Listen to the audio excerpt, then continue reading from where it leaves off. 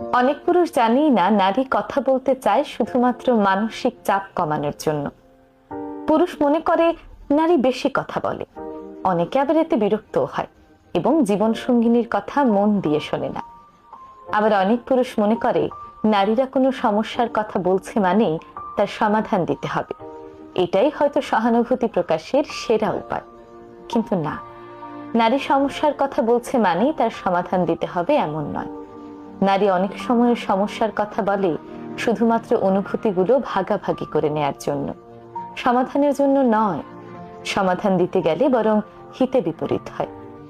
এভাবেই ভুল বোঝাবুঝির কারণে সম্পর্কে টানাপোড়েন সৃষ্টি হয়। পুরুষ মনে করে নারী অযথাই অভিযোগ করছে, আর নারী মনে করে পুরুষ তার অনুভূতিকে কোনো গুরুত্বই দিচ্ছে না। সবসময় সমস্যা সমাধানের জন্য নারী বলে না, সমাধানের জন্য সবসময় কথা শুনতেও নেই। মাঝে মাঝে অনুভূতি বোঝার জন্য শুনতে হয়। শুধু এটুকুই বলুন, হ্যাঁ আমি তোমার পরিস্থিতি বুঝতে পারছি, এটা ভীষণ কঠিন, আমি তোমার পাশে আছি। এটুকুতেই নারী অনেক বেশি শান্তি পায়। যদিও পুরুষের স্বভাবই হলো সমাধান দেওয়া, তাই কথার মাঝে মাঝে ছোটখাটো দিক নির্দেশনা দেওয়া যেতেই পারে। যেমন, শুধুমাত্র তোমার সাথে শেয়ার করলাম, তাই আপনার জীবন সঙ্গিনীর কথাগুলো মন দিয়ে শুনুন। এতেই দেখবেন তার অভিযোগ অনেকাংশে শেষ হয়ে গিয়েছে।